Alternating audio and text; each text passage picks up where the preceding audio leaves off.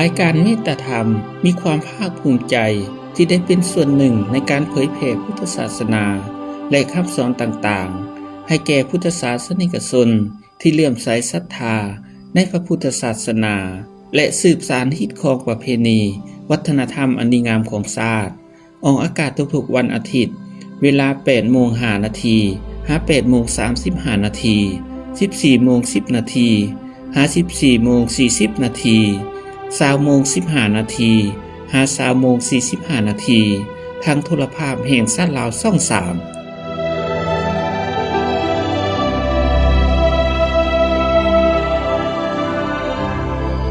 นะโมตัสสะภะคะวะโตอะระหะโตสัมมาสัมพุทธัสสะนะโมตัสสะภะคะวะโตอะระหะโตสัมมาสัมพุทธัสสะนะโมตัสสะภะคะวะโต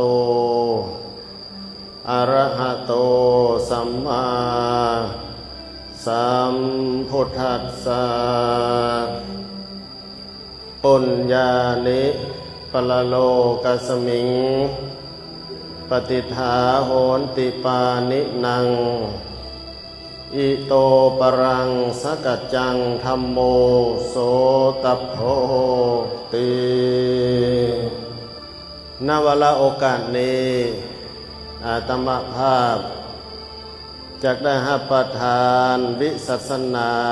พระสัทธรรมเทศนาในปุญญคถาว่าด้วยบุญเป็นที่พึ่งเพื่อเป็นเครื่องเพิ่มพูนกุศลบุญญาราศีบารมีธรรมของท่านเจ้าภาพมื้อนี้หมายมีพระอาจารย์อุทัยสอเวียงไสเจ้าอธิการวัดสวนกาแห่งนี้พร้อมด้วยพระสงฆ์สามเณรร่วมกับอำนาจการปกครององค์การจัดตั้งโดยเฉพาะคือองค์การจัดตั้งบ้านโพนทองและกับบ้านอื่นๆในขอบเขตตาแสงพลทองตาแสงใหม่และกับคณะพักคณะนำองค์การจัดตั้งที่เกี่ยวข้องเมืองนาไซทองก็ดีขั้นนครหลวงเวียงจันทร์ก็ดีและขั้นส่วนกลางก็ดีพร้อมทั้งเจ้าภาพเจ้าศรัทธาทุกท่านที่ได้มาร่วมกันบำเพ็ญบุญกุศลอยู่ในสถานที่นี้ปรารภเรื่องการเฮ็ดบุญหล่อพระพุทธรูป108 องค์สำหรับมื้อนี้เททอง45 องค์ซะก่อนและทอดผ้าป่าสามัคคีเพื่อเป็นการสร้างบุญกุศลให้เป็นที่พึ่งแก่ตนเองทั้งในชาติภพปัจจุบันและชาติภพอย่างยิ่งคือในอนาคตภายภาคหน้าพระเถรานุเถระญาติโยมที่ฮักแพงทั้งหลายการที่เราจะเกิดขึ้นมาเป็นคนนี้แม้นเป็นการหาได้ยากการเกิดมาเป็นคนที่จะสมบูรณ์ทางด้านร่างกายสติปัญญานั้นก็เป็นการหาได้ยาก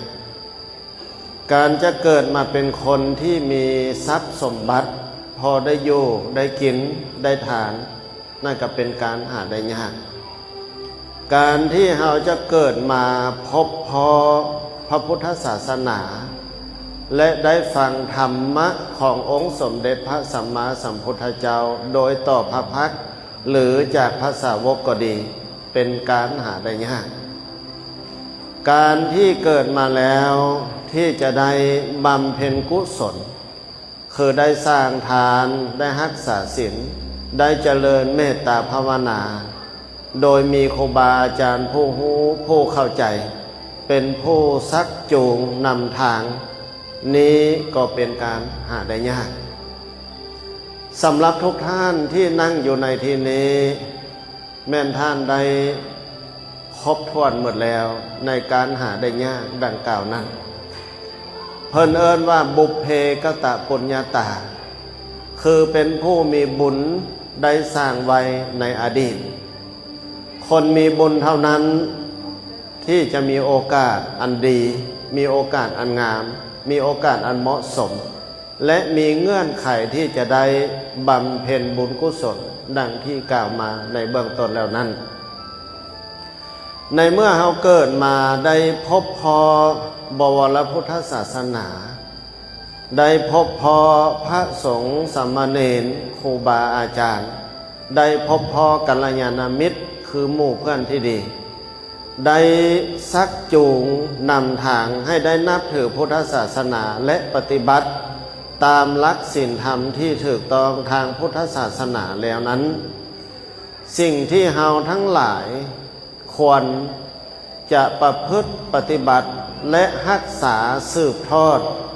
หลักธรรมคำสอนทางพุทธศาสนาเพิ่นเอิ้นว่าสืบทอดอายุพุทธศาสนานั้น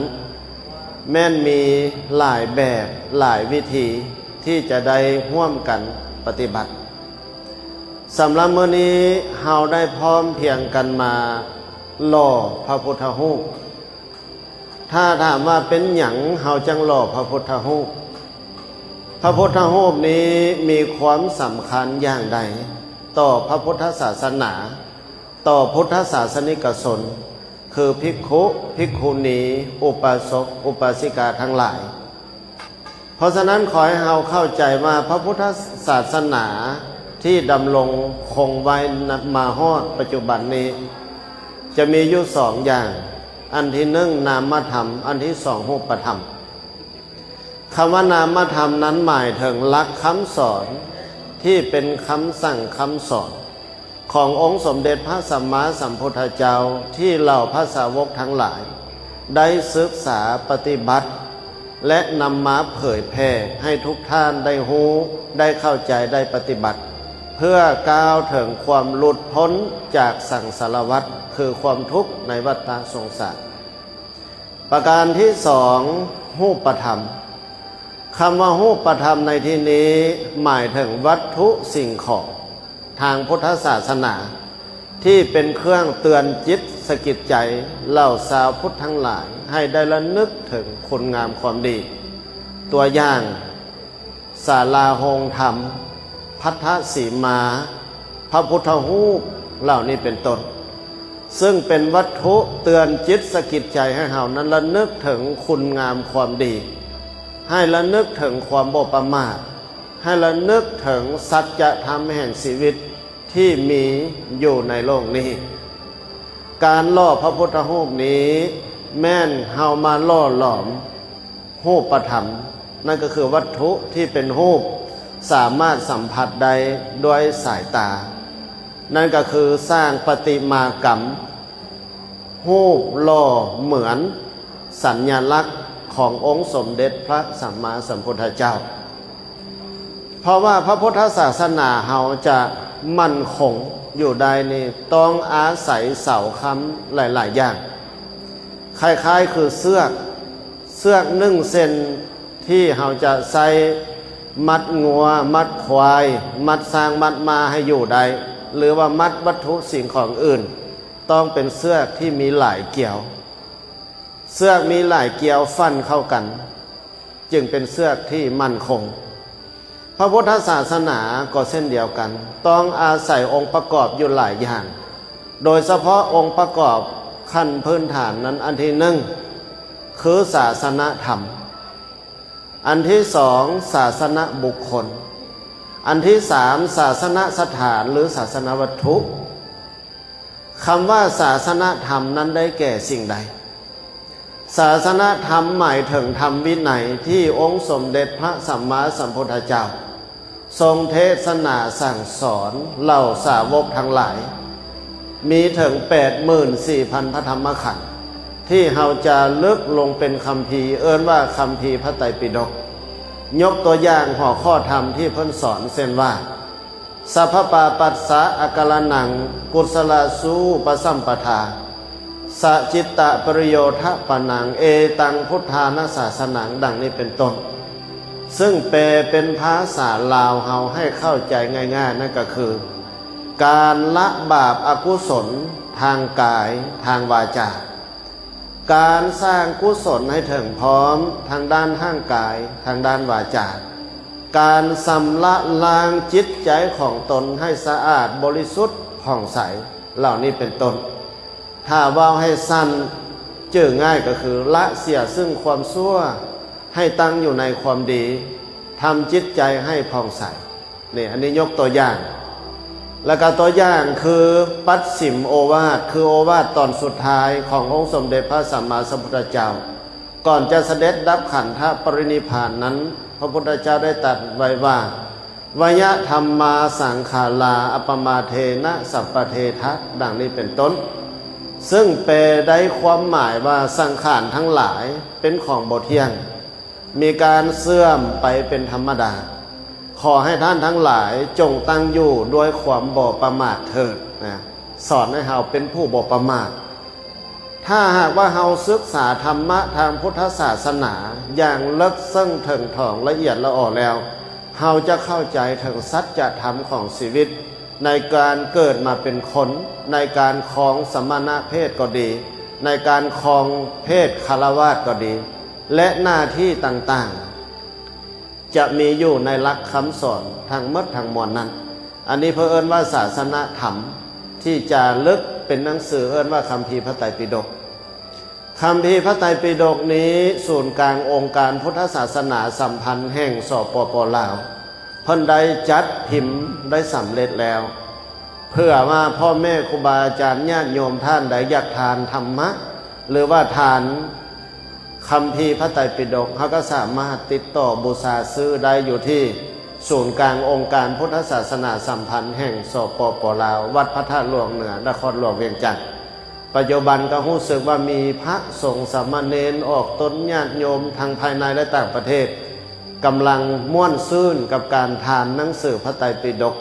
บอกว่าในเมืองและชนบทพากันทานหนังสือพระไตรปิฎกแห่พระไตรปิฎกม่วน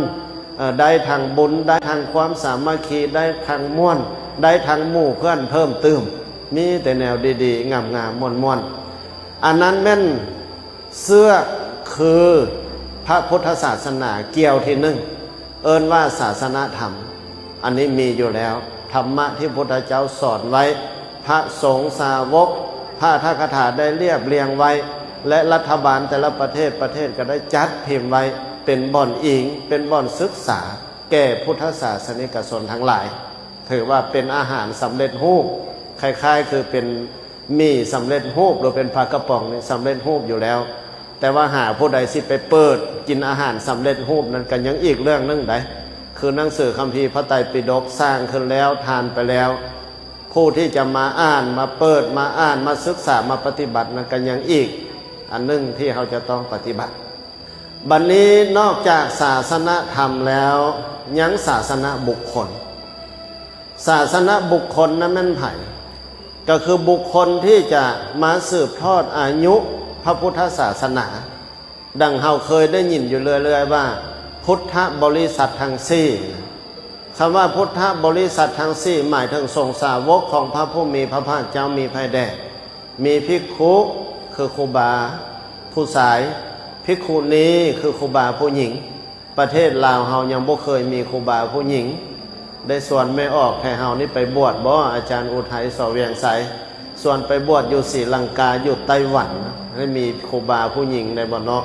บ้านเฮายังบ่ทันเคยมีแต่ประเทศอื่นเพิ่นมีได้อยู่ศรีลังกานี่กันหลายเป็นต้นฉบับเอาสะเทาะสร้างวัดแล้วหล่อพระแล้วหมดโคอันแล้วให้เฮาถือเนกขัมมะคือการออกบวชเนาะไม่ออกเนาะได้ซ้ำใดเอาซ้ำนั้นแต่ลูกชายบวชได้7 มื้อก็ยังเอาเด้บัดนี้ส่วนลูกสาวส่วนแม่ไปบวชได้จากท้องว่างกลางปีก็ยังดีได้ก็ยังดีแต่ว่าบ้านเฮาผู้หญิงนี่ส่วนหลายเพิ่นถือการบวชขาวอันนี้มันปฏิบัติอยู่บ่ได้ขาดแล้วเนี่ยญาติโยมคนลาวนี่มักบวชขาวปฏิบัติศีล8นี่ก็สุดยอดแล้วภิกขุภิกขุณีอุปาสกอุปาสิกานี่ต้องได้ศึกษาเรียนรู้หลักธรรมขององค์สมเด็จพระสัมมาสัมพุทธเจ้าโดยเฉพาะเรื่องศีล5เรื่องธรรม5เรื่องอบายมุขและหลักศีลธรรมอื่นๆเพื่อเป็นการสืบทอดอายุพระศาสนา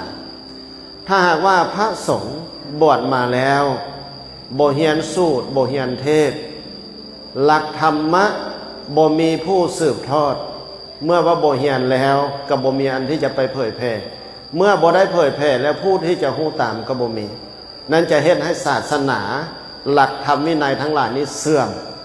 และเฮ็ดให้อายุพระศาสนานั้นสั้นลงด้วยเหตุนั้นเพิ่นจึงเร่งเพิ่มการศึกษาให้แก่พระสงฆ์ให้พระสงฆ์ได้ศึกษาทางสายพระปริยัติและสายสามัญศึกษาให้เป็นผู้มีความรู้และเข้าใจในหลักธรรมปฏิบัติให้ถูกต้องสอดคล้องตามธรรมวินัยตามธรรมนูญสงฆ์ตามหลักฮีตของประเพณีขนบธรรมเนียมต่างๆที่เราเคยปฏิบัติมาเพื่อเป็นการจันลงหรือค้ำสู่พระศาสนาญาติโยมเราก็คือกันพระสงฆ์สามเณรนี่เพิ่นจะมีการเผยแพร่ด้วยการจัดกิจกรรมบวชสามเณรระยะพักโรงเรียนอบรมศีลธรรมแก่เยาวชนและจัดคอร์สปฏิบัติธรรมหลายๆอย่างเพื่อให้ญาติโยมนั้นมีโอกาสได้ใกล้ชิดพระพุทธศาสนาใกล้ชิดพระพุทธพระธรรมพระสงฆ์ได้ปฏิบัติธรรมได้สร้างบุญบารมีหลายขึ้นพ่อไม่ออกเดี๋ยวนี้เก่งนะบุคือตะกี้ปัจจุบันนี้ญาติโยมไหว้พระเก่งไหว้พระอิมินาสกาเลนะพร้อมกันเพื่อฟังแล้วก็อ่อนซ้อนสูตรอิติปิโสสวากขาโตสุปฏิปันโนนี่ก็เก่ง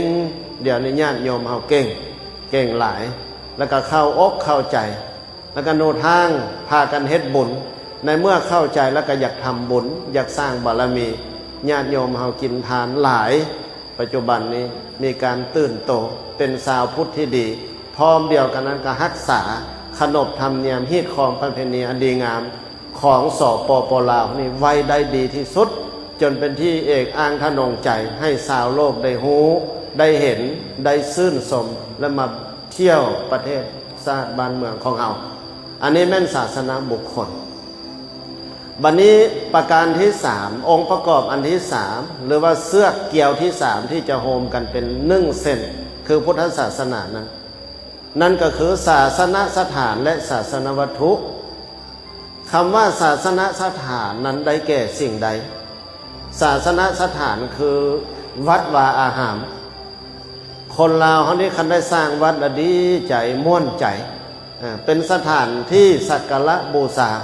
ที่เคารพนบไหว้วัดสวนกาแห่งนี้ก็เช่นเดียวกันพระอาจารย์อุทัยสอเวียงไสเพิ่นได้มาพำนักปานลบว่าขน้อยจะสร้างวัดสวนกาไปเบิ่งนำขน้อยได้อาตมาก็มาทำอิฐมาบ่ถึกและลัดป่าลัดดงมาบ่เคยมาดงแถวนี้จักเทื่อมาตะกี้ก็บ่เจริญปานนี้ได้ยังบ่เป็นรูปเป็นห้างก้าวขาเข้าวัดยุงต้อนรับเป็นลาวดำเพือกตบนำกระบวาดบ่ไหวตะกี้บ้านมาฮอดระยะ 2-3 ปีมาอีกเทื่อที่2มาล่อพระเงินปางเปิดโลกองค์นี้โอ้เจริญขึ้นหลายเป็นรูปเป็นห้างก็ได้ย่องย่อสรรเสริญอาจารย์อุทัยสอเวียงไสแล้วเห็นเพิ่นวางโครงการที่จะสร้างศาลาโฮงธรรมหลังนี้อาตมาคิดในใจว่ายาคูอุทัยองค์น้อยๆคือที่สร้างศาลาใหญ่แท้แต่นี่หานิพพานก็สิได้ซ้นห่มน้ำเพิ่นอยู่บ่ว่า 2-3 ปีก่อนบ้านมาปีนี้ห้วยน้อยมักพริกยิกขี้หนูเด้ออย่าสุประมาทได้อาจารย์อุทัยสอบเวียงไสนี่เก่งนะแท้สร้างศาลาหลังนี้ได้สำเร็จซึ่งมีเจ้าภาพเจ้าศรัทธาอุปถัมภ์เพิ่นประกาศไปวันก่อนเริ่มพิธีนะว่าเจ้าภาพเจ้าศรัทธามาถือศีลปฏิบัติธรรมเพื่อสร้างศาลาโฮงธรรมหลังนี้ได้จบงามใหญ่กว้างขวางสะดวกเหมาะแก่การนำใช้ในการเฮ็ดกิจกรรมทุกอย่างในทางพุทธศาสนาอันนี้ขอชมเชยเด้ออาจารย์อุทัยสอเวียงไสเด้อเก่งหลายเลี้ยวเบิ่งผู้นำพาสร้างกับเสาศาลาโฮงธรรมบ่นึกว่าสิเฮ็ดได้เก่งสุดยอดนังยังนุ่มยังน้อยอีกมีจิตใจแข็งแกร่งมุ่งมั่นเด็ดเดี่ยวทนต่อพายุลมแดดฝนหมักเห็บตกมาก็บ่ย่านสามารถผ่านพาอุปสรรค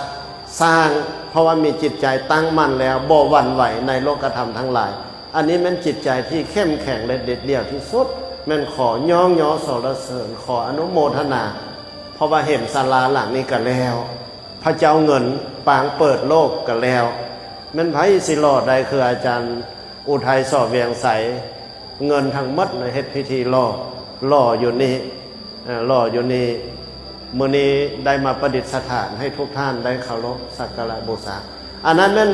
ศาสนสถานคือเขตศักดิ์สิทธิ์พระธาตุวัดวาอารามศาสนวัตถุคือศีลคือศาลากุฏิและเครื่องเตือนสติเฮาให้ระลึกถึงคุณพระพุทธคุณพระธรรมคุณพระสงฆ์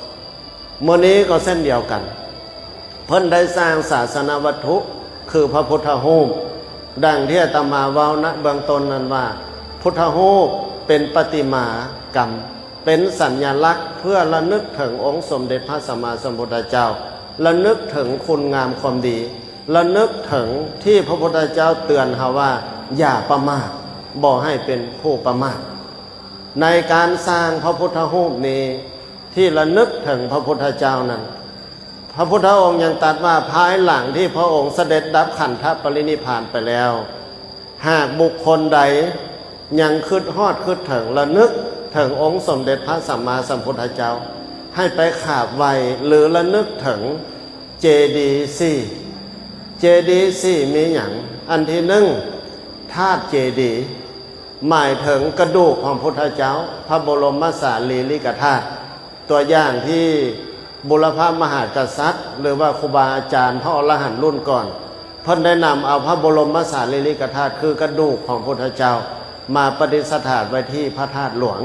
เพื่อให้คนและเทวดาทั้งหลายได้กราบไหว้สักการะบูชาอันนั้นแม่นธาตุเจดีย์ก็คือกระดูกของพุทธเจ้าหรือว่าพระบรมธาตุประการที่สองธรรมเจดีย์คือหลักธรรมคำสอนที่เป็นคัมภีร์พระไตรปิฎกให้เฮาก็สร้างเป็นหอพระไตรปิฎกเพื่อให้เป็นที่ระลึกแก่บุคคลที่ได้เห็นได้กราบไหว้ได้ศึกษาห้ำเฮียนนำไปปฏิบัติอันนี้หมายถึงคำสอนในว่าธรรมเจดีย์ประการที่สามบริโภคเจดีย์บริโภคเจดีย์นี่หมายถึงสถานที่พุทธเจ้าเคยอยู่เคยใช้เคยสอนนั่นก็เช่นว่าเราไปเที่ยวประเทศอินเดียไปแสวงบุญเราไปไหว้ต้นพระศรีมหาโพธิ์อยู่พุทธคยาเราไปไหว้ธรรมเมฆคสถูปบ่อนพระพุทธเจ้าแสดงธรรมอยู่เมืองพาราณสีและเราไปไหว้สถานที่เจ้าสายสิทธัตถะประสูติอยู่ที่ประเทศเนปาลเราไปไหว้สถานที่พุทธเจ้าเสด็จดับขันธปรินิพพานอยู่ที่เมืองกุสินาราบ่อนพระเจ้านิพพานเชื่อว่าหลายท่านก็ได้ไปมาแล้วอันนั้นมันเราไประลึกคิดถึงบูชาบริโภคเจดีย์คือสถานที่พุทธเจ้าเคยอยู่เคยอาศัยเคยแสดงธรรมและสถานที่ศักดิ์สิทธิ์สำคัญอื่นๆอีกจำนวนหนึ่งประการที่สี่อุเทสิกะเจดีย์คำว่าอุเทสิกะเจดีย์ในที่นี้แม่นสัญลักษณ์ที่ระลึกถึงพระพุทธเจ้าที่เราพร้อมกันสร้างมีรูปแต้มรูปควาดรูปปั้นรูปหล่อที่เราทุกคนเคารพนับถือวันนี้แม่นสัญลักษณ์แทนองค์สมเด็จพระสัมมาสัมพุทธเจ้ามีพระพุทธรูปเป็นต้นอันนี้แม่นองค์ประกอบทางด้านนามธรรมและรูปธรรมที่จะซ้อยจันโลงคำสู่พระพุทธศาสนาให้มั่นคงอยู่กับคนลาวชาติลาวนี้ตลอดไปบอกว่าปัจจุบันและอดีตคนลาวเฮาทุกสันคนขั้นสูงขั้นกลางขั้นพื้นฐานแม่นเอาใจใส่ทนุบำรุงพระพุทธศาสนาเป็นอย่างดีด้วยการสร้างพระพุทธรูปพระพุทธรูปศิลปะลาวนี่มีเอกลักษณ์เฉพาะตัวเป็นศิลปะที่จบงามเป็นที่น่าเคารพเลื่อมใสศรัทธาโดยเฉพาะยุคปัจจุบันนี้แม่นโฮงล่อประติมากรรมลานสร้างเพิ่นมีความชำนาญทางด้านหล่อพระพุทธรูปและวัตถุพันธุ์อื่นๆที่เฮ็ดด้วยโลหะมีทองเป็นต้นโดยเฉพาะพระพุทธรูปนี่โฮงล่อประติมากรรมลานสร้างนี่ผลิตขึ้นมานี่จบงามเป็นที่ยอมรับทางด้านงานพุทธศิลปะในโอกาสนี้ครั้งนี้กำเม่นโฮงล่อประติมากรรมลานสร้างเป็นผู้ซ้อยสนองเวียงงานให้แก่พระอาจารย์อุทัยสอเวียงใส ในการที่จะหล่อพระพุทธรูปดังกล่าวพระพุทธรูปดังกล่าวนี้หล่อขึ้นเพื่อเป็นการประกาศพระพุทธศาสนาเป็นการซุกยูส่งเสริมในการศึกษาปฏิบัติธรรมให้คนเขาได้ละเสียความชั่วตั้งอยู่ความดีทำจิตใจให้ผ่องใสดังที่กล่าวมาเบื้องต้นโดยเฉพาะเพื่อเป็นการเฉลิมฉลองมอบให้แก่องค์การจัดตั้ง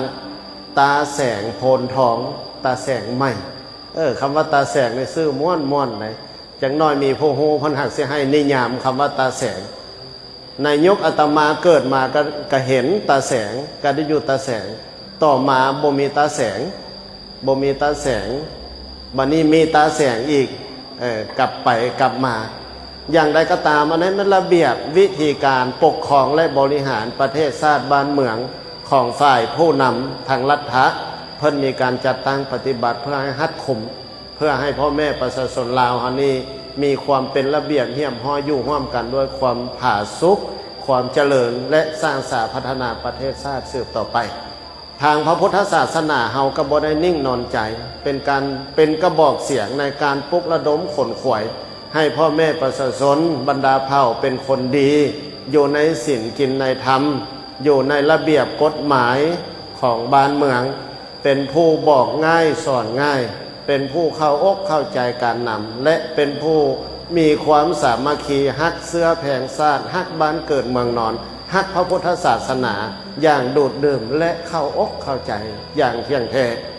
โดยเหตุนั้นการหล่อพระพุทธรูปครั้งนี้นอกจากจะมอบให้แก่ตาแสงใหม่ดังกล่าวแล้วเพราะยังจะมอบให้หลายๆภาคส่วนโดยเฉพาะองค์กรของรัฐทางภายในและต่างประเทศเมื่อเพิ่นสร้างสำเร็จแล้วเพิ่นจะได้เฮ็ดพิธีมอบอีกครั้งนึงอันนี้แม่นวิสัยทัศน์อันกว้างขวางของพระอาจารย์อุทัยสอเวียงไสและของเจ้าภาพเจ้าศรัทธาออกตนญาติโยมทุกท่านที่มีจิตใสใจศรัทธาสละทรัพย์สมบัติหามาได้โดยยากเพื่อมาสร้างกองการกุศลในครั้งนี้ถ้าถามว่า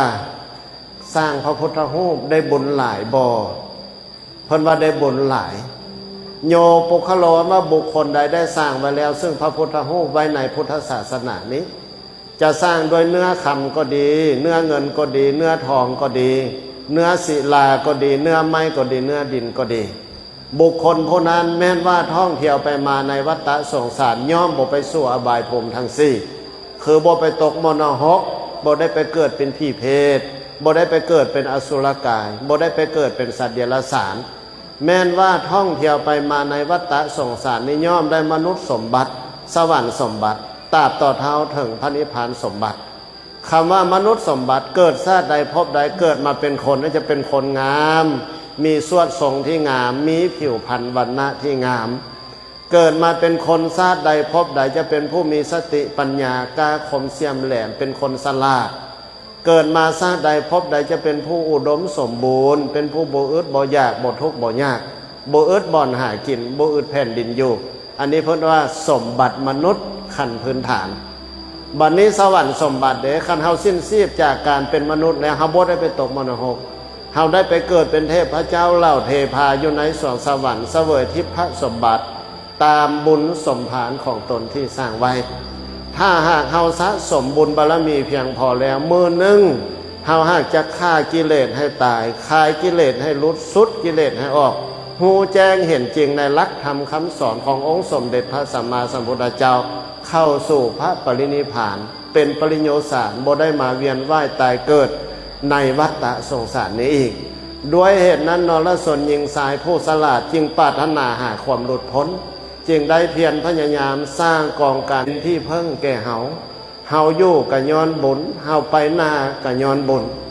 บุญนั้นเป็นที่เพิ่งทางภพปัจจุบันและภพอย่างยิ่งคือในอนาคตดังนี้รัตนตญานุภาเวนะด้วยอนุภาพคุณพระศรีรัตนตรัยคือคุณพระพุทธเจ้าคุณพระธรรมคุณพระสงฆ์บุญกุศลทั้งหลายที่ท่านตั้งใจบำเพ็ญมาตั้งแต่ต้นจนฮอดบัดนี้ขอจงเป็นตบะเป็นเดชะเป็นพลวะปัจจัยคำสู่โยโนนพระอาจารย์อุทัยสอเวียงไส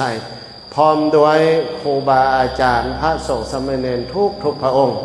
บุญกุศลนั้นจงปกปักรักษาคุ้มของเจ้าภาพเจ้าศรัทธาการนำพักรัฐองค์การจัดตั้งทุกท่านทุกขันและพ่อแม่ประชาชนลาบรรดาเผ่าทุกท่านขอให้อยู่ดีมีแหงเข้มแข็งมันยืนเจริญหุ่งเหืองสุขกายสุขใจสิ่งใดที่เป็นไปโดยชอบประกอบโดยธรรมแล้วขอสิ่งนั้นจงพลันสำเร็จจงพลันสำเร็จจงพลันสำเร็จดังคำมักคำปรารถนาทุกประการหับประทานวิสัสนาพระสัทธรรมเทศนาก็เห็นสมควรแก่เวลาขอสมมติยุติลงคงไว้แต่เพียงเท่านี้เอวังก็มีด้วยประการศนี้ สา